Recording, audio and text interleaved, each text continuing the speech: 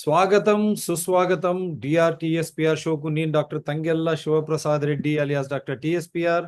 నమస్తే, ఆదాబ్, హలో. కొందరు నన్ను తెలుగులో వాళ్ళని పలకరించమన్నారు, తెలుగులోనే పలకరిస్తున్నాను. ఎందుకంటే ఈరోజు అంశం కూడా మొదట ఇప్పుడు తెలంగాణ సర్కారుకు సంబంధించింది, ఉద్యోగులకు సంబంధించింది. నేను కూడా ఒక ఉద్యోగి కొడుకునే కాబట్టి దాని మూలం విలువ తెలుసు. తెలంగాణనే కాదు, యావత్ భారతదేశంలో కూడా ఈ ఉద్యోగుల పట్ల చేస్తున్నటువంటి సవరణల నిజంగా ఇబ్బందులకు గురి చేస్తున్నాయి. దానివల్ల పాలన ప్రజలకు ప్రభుత్వానికి మధ్యలో వారధిగా ఉండేదే ఉద్యోగులు. అటువంటి ఉద్యోగులు వారు స్ట్రైక్ బాట పడితే పరిస్థితి ఏ విధంగా ఉంటుంది? సంక్షేమ పథకాలు కానీ అభివృద్ధి పథకాలు కానీ యాక్చువల్గా మనము నిన్నటి నుంచి జరగాల్సిన డిగ్రీ పరీక్షలు కూడా తెలంగాణలో వాయిదా పడ్డాయి. విద్య ఎంత ముఖ్యమో మీకు అర్థం కావాలా. గత 4 సంవత్సరాల బకాయిలు కాలేజీలకు ఇవ్వలేదు. మేము నడపడం కష్టము, ఉద్యోగులకు జీతాలు ఇవ్వడము, కాలేజీను రన్ చేయడం అదంతా చాలా కష్టము అని వారు వాపోతూ మేము పరీక్షలు నిర్వహించలేము అని చేతులెత్తేసిన వేళ విద్యార్థినుల భవిష్యత్తును కూడా పరిగణనకు తీసుకోలేనటువంటి దుస్థితి నాకు దాపురించింది అని స్వయంగా ముఖ్యమంత్రి రేవంత్ రెడ్డి గారు చెప్పడం బాధ కలిగించింది. అట్లా ఎన్నో అంశాలు. నా దగ్గర డబ్బులు లేవు, నన్ను కోసినా డబ్బులు రావు అనే పదాలు వాడారు. నాకు తెలిసి ఇంతకు ముందు భావిలో కానీ, అంటే భావి అంటే మనం ఫ్యూచర్ కాబట్టి, పాస్ట్లో ఇంతకు ముందు నేను ఇంతవరకు ఏ ముఖ్యమంత్రి ఈ విధంగా ఇటువంటి పదజాలం వాడడం నేను ఎక్కడా చూడలేదు. దిగ్భ్రాంతికి గురి చేశాను. అందు గురించే ఈ అంశంలో పెద్దవారిని తీసుకుందామని, with due respects to all local leaders.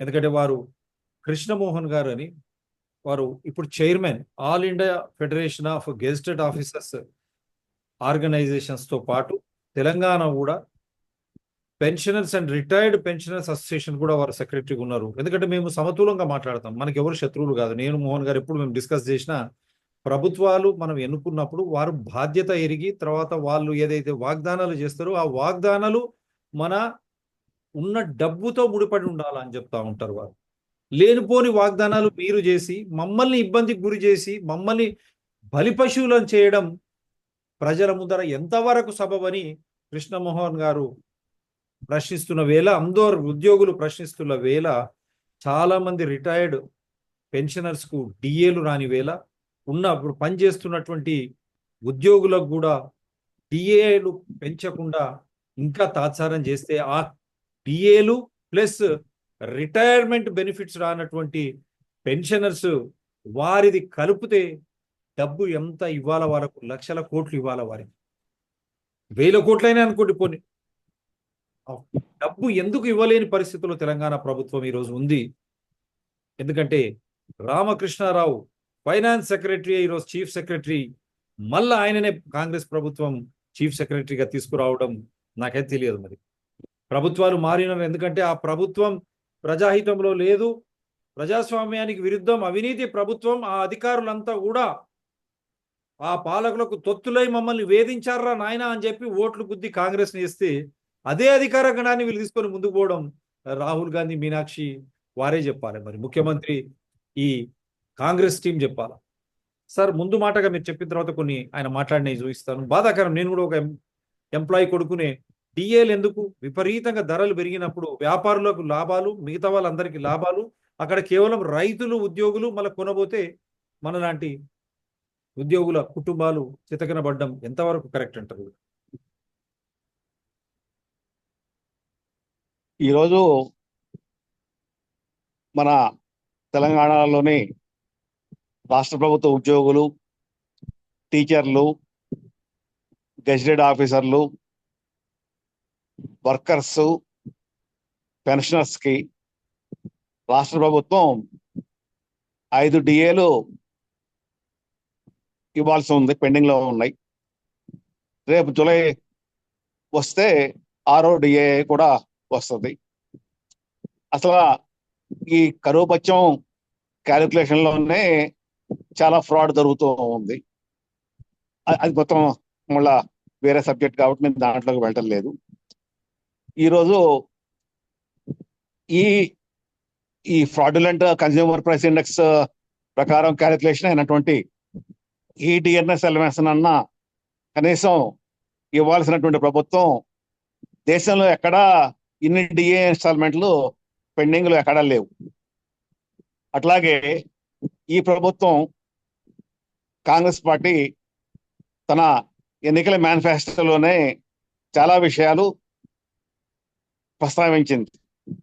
నాకంటే ముందు మేనిఫెస్టో కమిటీ అనేది వేసి కూలంకషంగా రాష్ట్రం యొక్క ఆర్థిక పరిస్థితి, వనరులు, వాటన్నిటిని బేరీజు వేసుకుని వాళ్ళు వాగ్దానాలు చేయటం జరిగింది. ఆ వాగ్దానాలని మాత్రమే అమలు చేయమని చెప్పి మేము అడుగుతున్నాం.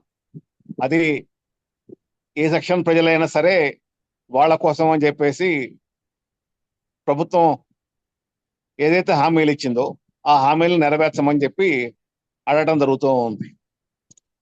దాంట్లో భాగంగా ఆ సమస్యలను పరిష్కారం చేయనప్పుడు దశల వారీగా ఆందోళన కార్యక్రమాలుకి పిలిపివ్వడం అనేది జరిగింది. Telangana employees, gazetted officers, pensioners, teachers, workers joint action committee అనేది ఏర్పడి వచ్చే 3 నెలల కోసం దశల వారీగా లంచ్ అవర్ డెమాన్స్ట్రేషన్స్, అట్లాగే బ్లాక్ బ్యాడ్జెస్ వేరింగ్,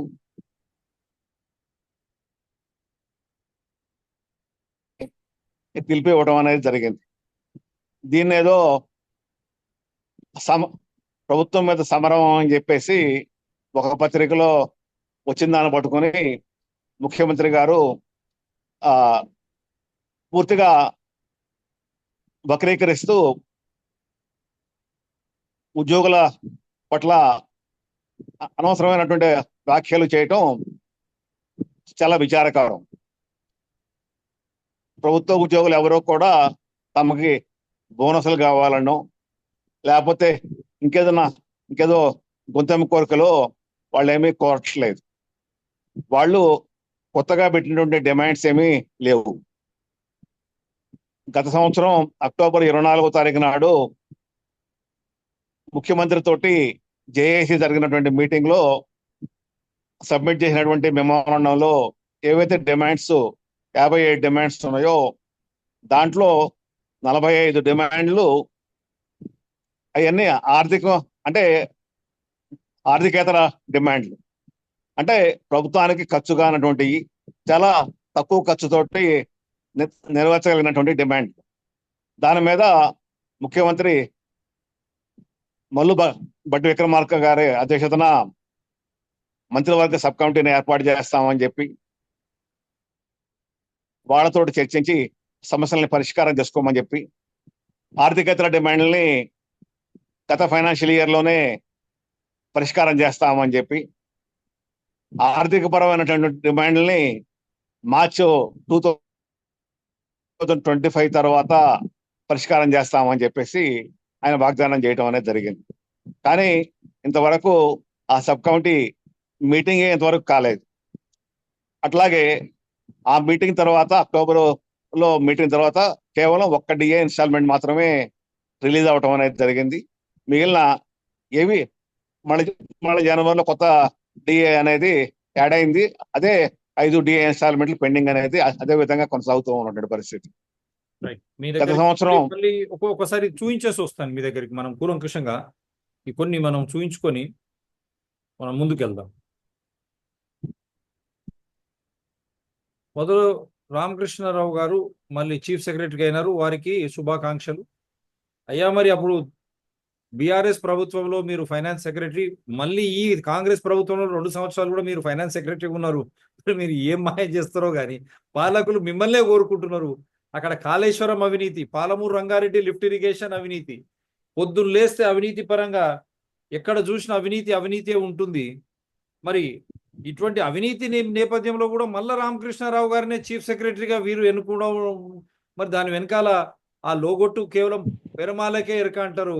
మీరు ఆల్ ఇండియా గెస్టెడ్ ఆఫీసర్స్ చైర్మన్ కాబట్టి మీరు చెప్పాలి. మీరు ఎంతో మంది ఐఏఎస్ ఐపీఎస్లతో మీరు సంపర్కం ఉంది మీ కృష్ణమోహన్ గారు.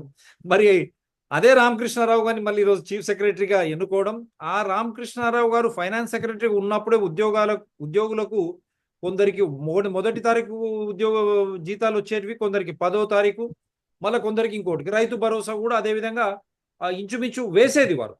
అంటే కొద్దిగా సమయం తీసుకొని వేసేది. మరి వారే ఈరోజు చీఫ్ సెక్రటరీగా అయినారు కదా. దీనిపై మీరు ఏ విధంగా స్పందిస్తారు కృష్ణమోహన్ గారు? ఒక్కసారి వారికి శుభాకాంక్షలు తెలుపుతూ ఒక్కసారి ఇది చిన్నది ప్లే చేస్తాం వారి కోసం.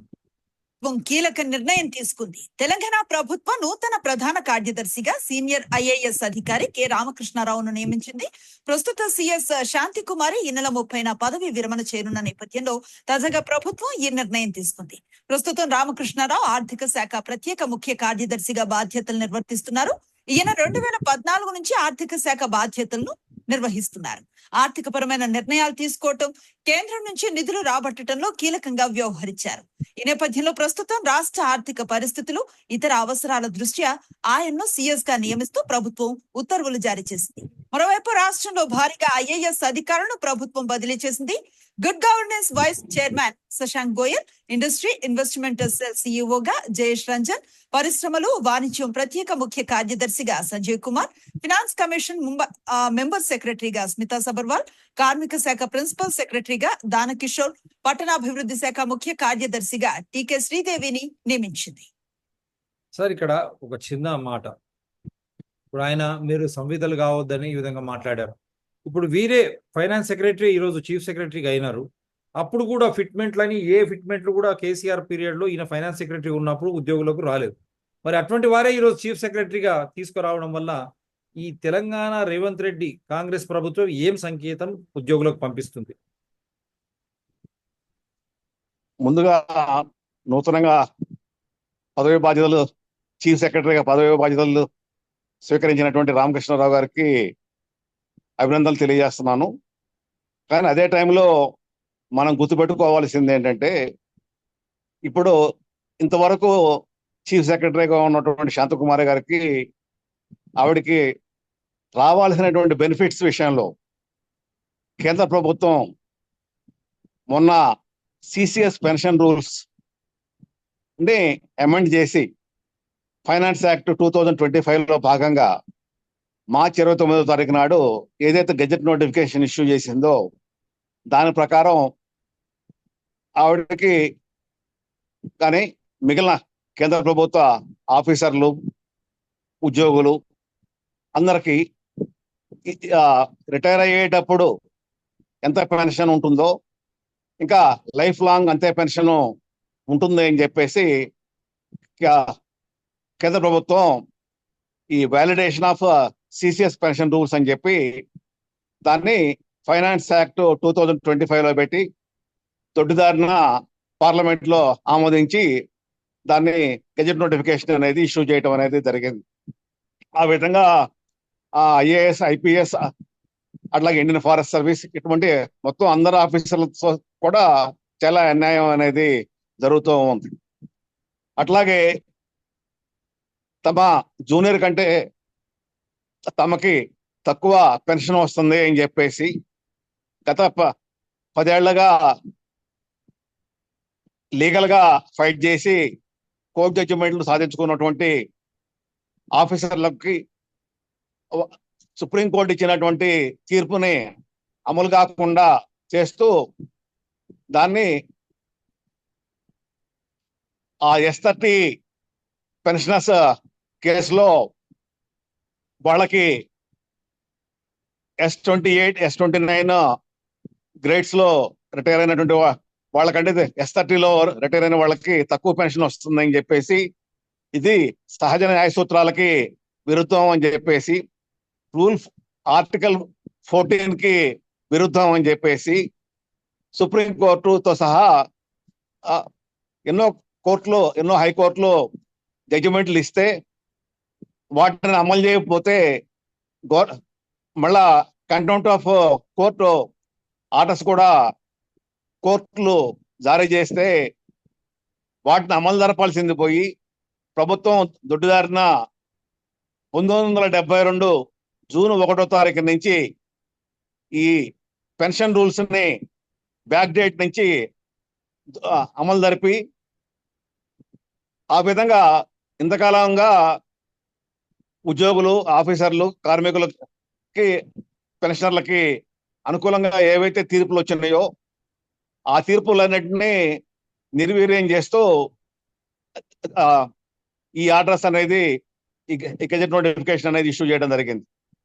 గతంలో 1982లోనే నకారా కేసులో సుప్రీంకోర్టు పెన్షన్లకి అనుకూలంగా జడ్జిమెంట్స్ అనేది ఇవ్వటం జరిగింది. దాన్ని కూడా ఇప్పుడు ఈ నిర్వీర్యం చేస్తూ, నలిఫై చేస్తూ ఈ సిసిఎస్ పెన్షన్ రూల్స్ తీసుకురావడం అనేది జరిగింది. ఈ విధంగా మొత్తం ఈ రూల్స్ అన్నిటినీ మారుస్తూ ఉంటే రాష్ట్ర ప్రభుత్వం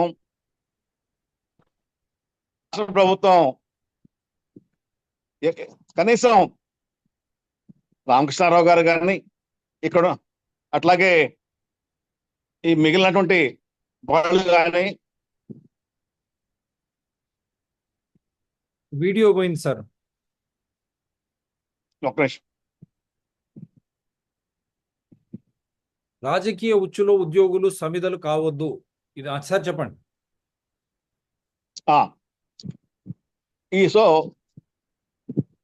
ఈ కనీసం కేంద్ర ప్రభుత్వం తీసుకున్నటువంటి ఈ ఉద్యోగ పెన్షనర్ల వ్యతిరేక చర్యల మీద కూడా కనీసం మన ఇప్పుడు ప్రస్తుతం ఉన్నటువంటి చీఫ్ సెక్రటరీ గారు కానీ, ముఖ్యమంత్రి గారు కానీ పల్లెత్తు కనీసం నోరు కూడా తెరవలేదు. ఇది పరిస్థితి. ఇప్పుడు దీన్నే కేంద్ర ప్రభుత్వ పెన్షనర్లకి అంటే రేపు జనవరి 1, 2026 నుంచి ఏదైతే కేంద్ర ప్రభుత్వ ఉద్యోగులు పెన్షనర్లకి అమలు కావాల్సినటువంటి 8th సెంట్రల్ పే కమిషన్ యొక్క రికమెండేషన్లు అప్లై కాకుండా వాళ్ళు జాగ్రత్తలు తీసుకోవడం అనేది జరిగింది. ఇప్పుడు అదే విధంగా రాష్ట్ర ప్రభుత్వ పెన్షనర్లకు కూడా ఇప్పుడు పే రివిజన్ కమిషన్లు అంటే పిఆర్సి రికమెండేషన్లు వర్తించకుండా ఇప్పుడు ఈ కేంద్ర ప్రభుత్వం తీసుకున్నటువంటి చర్య మూలంగా రాష్ట్ర ప్రభుత్వ పెన్షన్లు కూడా ఎఫెక్ట్ అయ్యే పరిస్థితి అనేది ఉంది. అందువలన కేంద్ర రాష్ట్ర ప్రభుత్వ ఉద్యోగులు, కార్మికులు, ఆఫీసర్లు, పెన్షనర్లు యొక్క పెన్షన్ ని స్తంభింపజేస్తూ భవిష్యత్తులో వాళ్ళ పెన్షన్ మీద చాలా పెద్ద ఎత్తున అటాక్ అనేది చేస్తూ కేంద్ర రాష్ట్ర ప్రభుత్వాలు తీసుకున్నటువంటి నిర్ణయాలని confederation of central government gazetted officers organisation national chairman గా దాన్ని తీవ్రంగా వ్యతిరేకిస్తూ అట్లే ఈ రాష్ట్ర ప్రభుత్వం ఏవైతే సమస్యలను ఇంతవరకు చేయకుండా అట్లాగే నానబెడుతూ ఉందో ఆ సమస్యలన్నీ తెలంగాణ ఆల్ పెన్షనర్స్ అండ్ రిటైర్ను చాలా తీవ్రంగా వ్యతిరేకిస్తూ ఉంది. ఇప్పటికే దశల వారీగా ఆందోళన కార్యక్రమాలు చేపట్టడం జరిగింది. దాంట్లో భాగంగా మొన్న 3వ దశ కార్యక్రమం ఇందిరా పార్క్ దగ్గర రాష్ట్ర వ్యాప్త ధర్నా కూడా చేయడం జరిగింది. ఈరోజు ఇందిరా పార్క్ దగ్గర ధర్నా ప్రోగ్రామ్ కి చాలా వెల్ ఇన్ అడ్వాన్స్ గా పర్మిషన్ అప్లై చేస్తే కూడా లాస్ట్ మినిట్ వరకు పర్మిషన్ ఇవ్వకపోతే దాన్ని కేవలం 150 మంది కంటే ఎక్కువ మంది ఉండకూడదు, 3 గంటల కంటే ఎక్కువ సేపు ధర్నా ఉండకూడదు అని చెప్పి ఈ రకంగా రిస్ట్రిక్షన్లు పెడుతూ దాన్ని ఉల్లంఘించారని చెప్పేసి తప్పుడు కేసులో అంటే ఇప్పుడున్న ఈ కాంగ్రెస్ ప్రభుత్వానికి బీఆర్ఎస్ ప్రభుత్వానికి ఏం తేడా లేదంటారు మీరు. కృష్ణమోహన్ గారు, మీ శబ్దం కొద్దిగా ఇబ్బంది. అప్పుడున్న బీఆర్ఎస్ ప్రభుత్వం నియంత ప్రభుత్వం అన్నారు, మరి అదే రామకృష్ణారావు ఫైనాన్స్ సెక్రటరీ అప్పుడు, మరి ఆయన్నే చీఫ్ సెక్రటరీ కాంగ్రెస్. అంటే ఇప్పుడు అప్పటి ప్రభుత్వం జిల్లాల్లో చెప్పండి. అదే అప్పుడు ప్రభుత్వం ఏమో అసలు ధర్నా చౌక్నే ఎత్తేసింది. ఇప్పుడు ప్రభుత్వం ధర్నా చౌక్ని కొనసాగిస్తున్నామని చెబుతూనే కానీ దాని మీద రిస్ట్రిక్షన్లు పెడుతూ మరో పక్కన జిల్లాల్లో ధర్నా కార్యక్రమానికి బయలుదేరినటువంటి వాళ్ళని ఎక్కడికక్కడ అరెస్టులు చేస్తూ హౌస్ అరెస్టులు చేయటం, అట్లాగే పోలీస్ స్టేషన్ల దగ్గరే ఉంచటం, అట్లాగే రైల్వే స్టేషన్లలోనూ బస్ స్టాండ్లలోనూ ఎక్కడికక్కడ ఈ ధర్నాకి పోలీస్ పర్మిషన్ తోటి వస్తున్నటువంటి వాళ్ళని ఆపేయటం, ఈ రకమైనటువంటి ప్రజాస్వామ్యాన్ని కూని చేస్తూ చర్యలు ఈ ప్రభుత్వం కూడా చేపడుతూ ఉంది. ఒక పక్కన కేంద్ర ప్రభుత్వం ఢిల్లీలో జంతర్ మంతర్ తప్ప ఇంకెక్కడ ఆందోళన కార్యక్రమాలు చేయడానికి వీల్లేదని చెప్పి ఆ జంతర్ మంతర్ దగ్గర కూడా ఎన్నో రిస్ట్రిక్షన్లు పెడుతూ ప్రజాస్వామ్యాన్ని కూని చేస్తుందని చెప్పి కగోలు పెట్టేటువంటి వాళ్ళు మరి ఇక్కడ రాష్ట్రంలో చేస్తున్నటువంటి అనేది కూడా మనం ఆలోచించాల్సిన అవసరం అనేది. రాహుల్ గాంధీ పొద్దున్న లేస్తే అంబేద్కర్ రాజ్యాంగాన్ని చేతిలో పట్టుకొని తిరుగుతాడు. మరి అదే what is happening Rahul Gandhi in Telangana state? Why your Congress government is trying to go against the employees? Why Congress government is not allowing protest? Why this autocratic rule? ఎందుకు ఈ విధంగా ప్రజా విరుద్ధంగా పాలన జరుగుతుంది తెలంగాణలో? రాహుల్ గాంధీ గారు మీరు చెప్పాలి సార్. ఒక మాట, ముఖ్యమంత్రి గారు కూడా ఏమేమన్నారు ఆయన వీడియోస్. ఉద్యోగ సంఘాల నాయకులకు నేను విజ్ఞప్తి చేస్తున్నా, సమరం కాదు ఇప్పుడు కావాల్సింది, సమయస్ఫూర్తి కావాలి. రాష్ట్రాన్ని ముందుకు నడిపించాలంటే చిత్తశుద్ధి కావాలి, పట్టుదల కావాలి, కష్టం కావాలి. మన రక్తాన్ని చెమటగా మార్చి మనల్ని నమ్ముకున్న 98% ప్రజలకు సేవలు అందించాలి. ప్రజాప్రతినిధిగా తెలంగాణ రాష్ట్ర ముఖ్యమంత్రిగా నేను జీవితకాలం ఊడిగం చేసినా కూడా తక్కువనే అవుతుంది ప్రజలు ఇచ్చిన అవకాశానికి. ప్రభుత్వం అంటే రేవంత్ రెడ్డి వేరు, ప్రభుత్వ ఉద్యోగస్తులు వేరు కాదు. మీరు మేము కలిస్తేనే ప్రభుత్వం. మనం పాలకులం కాదు, మనం సేవకులం. ప్రజలకు సేవ చేయడానికే ఇక్కడ ఉన్నాం. సంఘాల నాయకులారా, కార్మిక సంఘాల నాయకులారా, మన బాధ్యతలు మనం నిర్వహించుకుందాం. ఈ కొట్లాడి తెచ్చుకున్న తెలంగాణ కోతుల గుంపుకు అప్పచెప్పినట్టు చేసుకోవద్దు. మనం సాధించుకున్న తెలంగాణను మనం అభివృద్ధి పదం వైపు నడిపించుకుందాము. ప్రపంచానికే ఆదర్శంగా నెంబర్ 1 గా నిలబడేటట్టు చేద్దాం. నాకు జీవితంలో ఏమి లక్ష్యం లేదు. ఈ తెలంగాణ రాష్ట్రం దేశానికి ఆదర్శంగా ఉండాల్సిన తెలంగాణ మోడల్, తెలంగాణ రైజింగ్ అని ఈ రోజు దేశానికి ఆదర్శంగా నిలబడాలని, తీర్చిదిద్దాలనేది నా పట్టుదల. వయసు ఉంది, ఓపిక ఉంది. మీతో కలిసి కష్టపడే తత్వం నాకున్నది. నాతో కలిసి రండి, తెలంగాణ రాష్ట్రాన్ని అభివృద్ధి పదం వైపు నడిపిద్దాం. ఏమంటారు సార్ మీరు? మేము అసలు సమరం అనే మాటే వాడలేదు.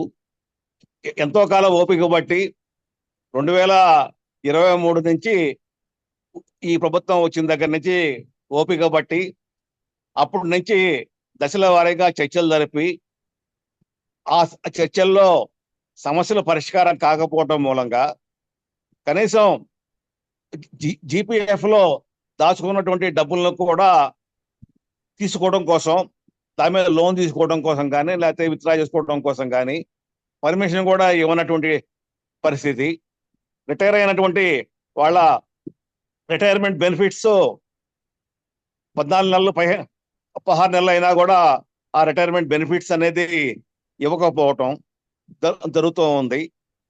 కనీసం చనిపోయినటువంటి వాళ్ళ ఫ్యూనరల్ ఎక్స్పెండిచర్ ఉన్న గతంలో ఫ్యూనరల్ ఎక్స్పెన్సెస్ అక్కడ శవం ఉండగానే ఇచ్చేవాళ్ళు. కానీ ఇప్పుడు ఇంతవరకు ఆ ఫ్యూనరల్ ఎక్స్పెండిచర్ కూడా ఇవ్వటం లేదు. అట్లాగే వైద్య సౌకర్యాలు పూర్తిగా కుదించుకుపోయినాయి. ఎంప్లాయీస్ హెల్త్ స్కీమ్ అని చెప్పి కార్డులు ఇచ్చారు. ఆ కార్డులు ఏ హాస్పిటల్ వాళ్ళు హానర్ చేసేటువంటి పరిస్థితి లేదు. వైద్య ఎక్స్పెండిచర్ యొక్క దానికి సీలింగ్ పెట్టి 2 లక్షల కంటే ఎక్కువ ఇవ్వము అని చెప్పేసి ఆ సీలింగ్ అనేది పెట్టారు. ఆ సీలింగ్ తీసేస్తామని చెప్పి అష్యూరెన్స్ ఇచ్చారు.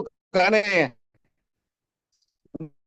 ఇంతవరకు ఆ సీలింగ్ అదే విధంగా సాగుతున్నటువంటి పరిస్థితి ఉంది. ఈ రకంగా సమస్యలు వస్తే ఎన్నో సమస్యలు అనేది ఉన్నాయి. పోలవరం చేస్తామని చెప్పి ఏదైతే వాగ్దానాలు చేశారో ఆ ఆర్థిక డిమాండ్లను మేము కూడా ఈ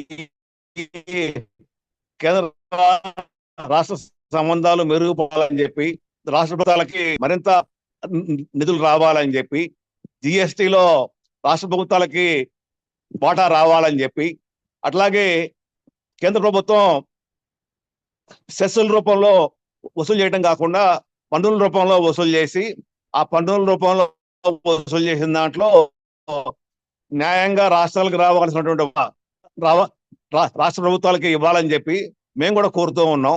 అంతేగాని మొత్తం ఇప్పుడు పెట్రోల్ మీద సెస్, ఇట్లా మొత్తం అన్నిటి మీద సెస్ల రూపంలో కేంద్ర ప్రభుత్వం చేస్తూ ఉన్నటువంటి దాన్ని సర్కారియా కమిషన్ సిఫార్సుల్ని అమలు చేస్తూ ట్రూ స్పిరిట్ లో అమలు చేస్తూ కేంద్ర రాష్ట్ర ప్రభుత్వాల పరిస్థితిని మెరుగుపరచాలని చెప్పి, కేంద్రాల యొక్క పరిస్థితి రాష్ట్ర ప్రభుత్వాలు చిన్న సైజుల మున్సిపాలిటీలుగా మారుతున్నాయి అన్నటువంటి పరిస్థితిని మేము అంగీకరిస్తున్నాం. కానీ దీని మీద రాష్ట్ర ప్రభుత్వం ఫైట్ చేస్తున్నది ఎక్కడ? కనీసం కేంద్ర ప్రభుత్వాన్ని నిలదీస్తున్నది ఎక్కడ? కేంద్ర ప్రభుత్వం నుంచి ఎన్నో పెండింగ్ హామీలు ఉన్నాయి. ఆ పెండింగ్ హామీలని సాధించుకోవడం కోసం వీళ్ళు 8 మంది ఎంపీలని మన రాష్ట్రం నుంచి ఎన్నుకోవడం జరిగింది. వీళ్ళు అక్కడ పార్లమెంట్ లో ఇంతవరకు కానీ, పార్లమెంట్ బయట కానీ ఆందోళన కార్యక్రమాలు చేపట్టింది కానీ, లేకపోతే దాని మీద మాట్లాడింది కానీ లేదు. కేవలం వన్ మ్యాన్ షో లాగా రేవంత్ రెడ్డి గారే మాట్లాడటం తప్ప మిగిలిన వాళ్ళు అందరూ సైలెంట్ గా ఉంటున్నటువంటి పరిస్థితి. కనీసం రాహుల్ గాంధీ గారు మాట్లాడుతున్నటువంటి వాటిని కూడా సపోర్ట్ చేస్తున్నటువంటి పరిస్థితి లేదు. మరి ఈ రకంగా కేంద్ర ప్రభుత్వం యొక్క ప్రజా వ్యతిరేక విధానాలకు వ్యతిరేకంగా కూడా రాష్ట్ర ప్రభుత్వం తన గొంతెత్తకపోతే అప్పుడు సమస్యల పరిష్కారం ఎట్లా అవుతాయి? ఫండ్స్ రాకపోతే దానిని కేంద్ర ప్రభుత్వాన్ని నిలదీయడం అనేది చేయకపోతే దానికి ఎవరు మాత్రం ఏం చేయగలుగుతారు? అందువల్ల చిన్న న్యాయంగా మీ మాట అర్థమైంది. రాష్ట్రానికి రావాల్సినటువంటి నిధులు కేంద్రం నుంచి ఎందుకు రాష్ట్ర ప్రభుత్వం కానీ ఎంపీలు కానీ కొట్లాడి తీసుకురావడం లేదు? కేంద్ర ప్రభుత్వం ఏదైతే ప్రజాస్వామ్య వ్యతిరేక, కార్మిక, ఉద్యోగ ఈ వ్యతిరేక విధానాలు నిర్వహిస్తుందో దానికి వ్యతిరేకంగా ఎందుకు పోరాడడం లేదు మీరు, రేవంత్ రెడ్డి గారు, కాంగ్రెస్ ప్రభుత్వం? ఇక్కడ అదేవిధంగా అక్కడ కేంద్ర ప్రభుత్వంలో రాహుల్ గాంధీ రాజ్యాంగాన్ని నిలపాల, ప్రజాహితంలో పాలన ఉండాలని వారు అక్కడ చెప్పడం, ఇక్కడ కూడా ఎన్నికల్లో చెప్పడం కూడా ఒక కొసమెరుపు. కానీ అటువంటి పాలన ఇక్కడ ఎందుకు జరగడం లేదు రేవంత్ రెడ్డి గారని మమ్మల్ని ఎందుకు మీరు బలిపశువులను చేస్తున్నారు? మీరు రాజకీయంగా కేంద్ర ప్రభుత్వం సూచించిందే ఇక్కడ కాంగ్రెస్ ప్రభుత్వం ఎందుకు చేస్తుంది అనే ప్రశ్న ఇప్పుడు మీపై. ఇది కాంగ్రెస్ ప్రభుత్వమా, బీజేపీ కేంద్ర విధానాలు, ప్రజా వ్యతిరేక విధానాలు అమలు పరుస్తున్నటువంటి ప్రభుత్వమా అని ప్రశ్నిస్తున్న వేళ రేవంత్ రెడ్డి గారు మీరు ఏమేమి జవాబు చెప్తారు? చిన్నగా ఈ ఒక వీడియో చూపిస్తాను. వాళ్ళు అడిగేటివి కూడా మేము ఆ రోజు దాచుకున్నటువంటివి ఉద్యోగాలు చేసే సమయంలో మేము జమ చేశాం. జీపీఎఫ్ కానీ, జనరల్ ప్రావిడెంట్ ఫండ్ కానీ, మిగతా రిటైర్ అయిన తర్వాత మాకు రావాల్సినటువంటి ఆ బెనిఫిట్స్ ఏవైతే మేము ఉద్యోగం చేసేటప్పుడు మేము ప్రతి పైసా ప్రతి నెల మేము ఏదైతే సేవ్ చేసుకున్నామో, మేము సమర్పించుకున్నామో ప్రభుత్వానికి, ఆ డబ్బులు మాకు ఇవ్వండి రిటైర్మెంట్ అయిన తర్వాత అంటే మాకు రావాల్సిన డబ్బులు ఇవ్వడం లేదు. మళ్ళా కరువు భత్యం, డిఏలు, ఎందుకంటే ఇన్ఫ్లేషన్, ధరలు విపరీతంగా పెరుగుతుంటే ఆ ధరలకు అనుగుణంగానే డిఏలు, డ్రేరీ అలవెన్సెస్ అనేటువంటిది పదం కేంద్ర ప్రభుత్వం అక్కడ ఇస్తున్నది, కానీ రాష్ట్ర ప్రభుత్వం ఎందుకు ఇవ్వడం లేదు? మాకు ఇబ్బందులు కావడం లేదా? మళ్ళీ అక్కడ కొన్ని విషయాల్లో కేంద్ర ప్రభుత్వాన్ని మీరు అనుసరిస్తారు, కొన్ని విషయాలు ఎక్కడైతే విరోధించాలో వాళ్ళు విరోధిస్తలేరు. మళ్ళా వారికి అనుకూలంగా ఉండడం వల్ల మీరు తప్పిదం చేసి రాష్ట్ర ఉద్యోగులపై, కార్మికులపై ఎందుకు వేస్తున్నారని క్వశ్చన్ చేస్తా ఉన్నారు ముఖ్యమంత్రి గారు. పెన్షనర్స్ బెనిఫిట్స్ ఎందుకు ఇవ్వడం లేదు? గత 14 నెలల నుంచి సూటి ప్రశ్న. కాలేజీలు వాళ్ళకు ఫీజు రియంబర్స్మెంట్ ఇవ్వకపోతే కాలేజీలు మూతలు పడ్డాయి. ఈరోజు డిగ్రీ కాలేజ్ పరీక్షలు కూడా ఆగిపోయినటువంటి పరిస్థితి. మళ్ళీ ఇదే రామకృష్ణారావు గారు ఆ రోజు ఫైనాన్స్ సెక్రటరీగా ఉన్నారు, మళ్ళీ వారిని మీరు చీఫ్ సెక్రటరీగా తీసుకురావడంలో మాకు ఏమి సంకేతాన్ని మీరు ఇస్తున్నారు? అప్పుడు ఉన్నటువంటి డిఏలు ఏవి రిలీజ్ కాలేదు, అప్పుడు ఉన్నటువంటి ఈ ఫీజు రియంబర్స్మెంట్ కానీ మిగతా ఏవి దఫల వారీగా రిలీజ్ కాలే, చాలా ఇబ్బందులకు గురి చేశారు అప్పుడు విద్యను, ఉద్యోగులను, వైద్యాన్ని కూడా. మరి మీరు అదే పోకడలు మీ మేనిఫెస్టోలో ఏం పెట్టారు? మీ మేనిఫెస్టోలో పెట్టిన దానికి అనుగుణంగానే కదా మేము అడుగుతున్నది అని వారు మాట్లాడుతున్నారు. ఇది ఒకటి విందాం. బాగా ఈరోజు అప్పు పుడతలేదు, అనా పైసా ఎవడు ఇస్తలేడు, ఎవరినైనా కలవడానికి పోతే బ్యాంకర్లు దొంగలను చూసినట్టు చూస్తున్నారు తెలంగాణ రాష్ట్ర ప్రతినిధులను. ఎవడు ఢిల్లీకి పోతే అపాయింట్మెంట్ కూడా ఇస్తలేడు, వీడు వస్తే చెప్పులు కూడా ఎత్తుకుపోతాడేమో అన్నట్టుగా ఆ పరిస్థితి ఉంది దేశం ముందల. అప్పు పుడితే నేను కూడా ఏదో మరి ఈరోజు అప్పు పుట్టట్లేదు, ఎవడు బజార్లో నమ్మడం లేదు. స్వీయ నియంత్రణనే దీనికి పరిష్కారము. ఉన్నంతలో గౌరవంగా సంసారాన్ని నడిపితే బజార్లో ఎవడైనా నమ్ముతాడు. వీధికెక్కి రచ్చ చేసుకుంటే, కుటుంబం పరువు బజార్లో పడేసుకుంటే ఎట్లుంటుందో, ఉద్యోగ సంఘ నాయకులారా, రాష్ట్ర ప్రభుత్వం అనేది మన కుటుంబము. ఈ పరువును బజార్లో మీరు పడేస్తాము అని అంటే కుటుంబ పెద్దగా వద్దు అని నేను విజ్ఞప్తి చేస్తున్నా. రాష్ట్రం సార్ చెప్పండి. ఈరోజు అప్పు పుట్టట్లేదు, డబ్బులు లేవు అని చెప్పి అంటున్నారు. మరి ఈ వారంలోనే మన రాష్ట్ర ప్రభుత్వం మిస్ వరల్డ్ పోటీలు నిర్వహిస్తూ 700 కోట్ల రూపాయలు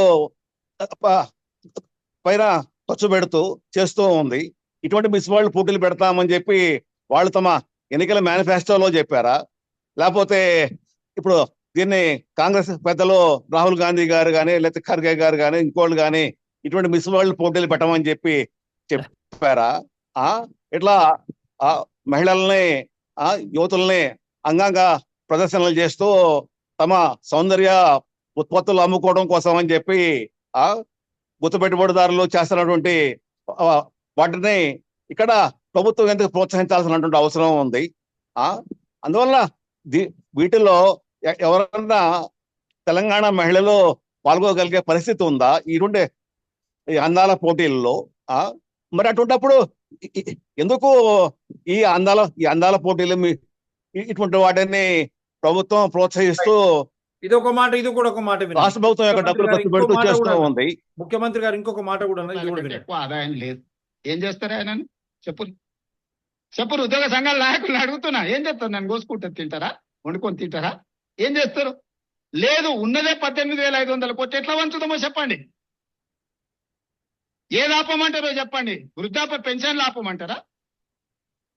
ఉచిత current ఆపమంటారా?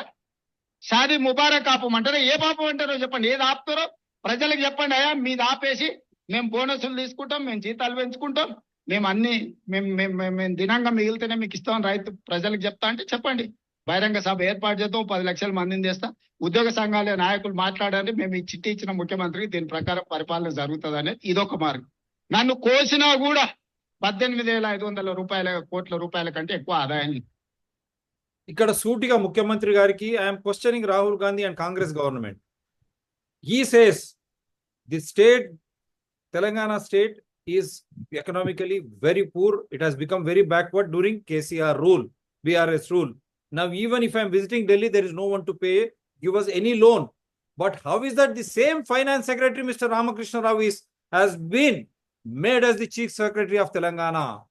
This is the biggest point for you. You need to answer, Mr. Rahul Gandhi, because your chief minister is helpless. A day before the budget, he gives an interview to India Today and says there is no money. If there is no money, why so many promises, Mr. Rahul Gandhi? Why so many promises? And you have made mockery of the budget presented by Bhatti Vikramarka, and how Bhatti Vikramarka, Deputy CM, is presenting, and there are allegations, serious allegations against Bhatti Vikramarka and his wife. Now I have received some evidences against his brother-in-law. Sir, చెప్పండి, ఏమంటారు? ఇక ఇది last మాటగా మీరు. అసలు రాష్ట్ర ప్రభుత్వం తన వనరులు పెంచుకోవడం కోసం ఏ రకమైనటువంటి స్టెప్స్ తీసుకుంటుంది అనేది ఉద్యోగ అధికారుల సంఘాలు, తోటి డిస్కస్ చేస్తే దాంట్లో మా సజెషన్స్ ఆ వనరులను పెంచుకోవడం కోసం అవసరమైనటువంటి వనరుల్ని అవకాశాలని మేము ప్రభుత్వానికి చెప్పడానికి కోసం రెడీగా ఉన్నాం. ఈరోజు పక్క రాష్ట్రం సంపద సృష్టిస్తాం, సంపద పంచుతాం అని చెప్పి పక్క రాష్ట్రం చెబుతుంది. అట్లాగే వేరే రాష్ట్రాల్లో డెవలప్మెంట్ కేరళ లాంటి రాష్ట్రాలు డెవలప్మెంటల్ యాక్టివిటీస్ మీద కాన్సన్ట్రేషన్ ఎక్కువగా పెడుతూ సంక్షేమ కార్యక్రమాలని అన్ని విచ్చలవిడిగా ఈ ఫ్రీబీస్ ని వాళ్ళేమి అక్కడ చేయటం లేదు. మరి వాళ్ళు అక్కడ డెవలప్మెంటల్ యాక్టివిటీస్ చేస్తున్న విధంగా మన రాష్ట్రంలో కొత్తగా ఏదన్నా పరిశ్రమలు వచ్చినాయా, కొత్తగా ఏమన్నా పోనీ కేంద్ర ప్రభుత్వం ప్రామిస్ చేసిన విధంగా అది బయ్యారం ఉక్కు ఫ్యాక్టరీ కావచ్చు, లేకపోతే ఐఏఎం కావచ్చు, ఇట్లా ఇంకా ఎన్నో వాగ్దానాలు ఉన్నాయి. అవన్నీ చెప్పుకుంటూ పోతే మన చాంతాడంత లిస్ట్ అవుతుంది కేంద్ర ప్రభుత్వం యొక్క వాగ్దానాలు, అట్లాగే రాష్ట్ర ప్రభుత్వం యొక్క వాగ్దానాలు. వీళ్ళ వాగ్దానాలు అన్నింటినీ అమలు చేయాల్సినటువంటి బాధ్యత ఎవరిది? మన రాష్ట్రం 2014లో ధనిక రాష్ట్రంగా ఉన్నటువంటి రాష్ట్రం ఈరోజు అప్పుల ఊబిలోకి కూరుకుపోయిందని చెప్పి చెబుతున్నారు. మరి దానికి కేంద్ర ప్రభుత్వం బాధ్యత లేదా? మరి దాన్ని కేంద్ర ప్రభుత్వాన్ని నిలదీయటం అనేది చేయాలి కదా. దాన్ని కేంద్ర ప్రభుత్వాన్ని పల్లెత్తు మాట మాట్లాడకుండా, కేంద్రంలో అధికారంలో ఉన్నటువంటి పార్టీని పల్లెత్తు మాట మాట్లాడకుండా కేవలం ఆయన ఉద్యోగుల ప్రజల మీద లో డిఫరెన్సెస్ తీసుకురావడం కోసం అని చెప్పేసి చేస్తున్నారు. ఈరోజు ఆయన కుటుంబం అని చెప్పి మాట్లాడుతున్నారు. మరి అటువంటిప్పుడు కుటుంబ పెద్దగా ఈరోజు ఉద్యోగుల్ని బజార్ను పడేయడం అనేది విజ్ఞతకు వస్తుందా? సీఎంగా ఆయన వాళ్ళని పిలిచి మాట్లాడమని చెప్పి మేము అడిగాము. అట్లీస్ట్ సబ్ కమిటీనన్నా ఇది జేఏసీ తోటి మాట్లాడి ఏ సమస్యలను అయితే పరిష్కారం చేయగలుగుతారో ఆ సమస్యలను పరిష్కారం చేయమని చెప్పి అడిగాము. కనీసం ఆర్థికేతర డిమాండ్లు ఏవైతే ఉన్నాయో 45 డిమాండ్లు ఆర్థికేతరమైనటువంటి డిమాండ్లు.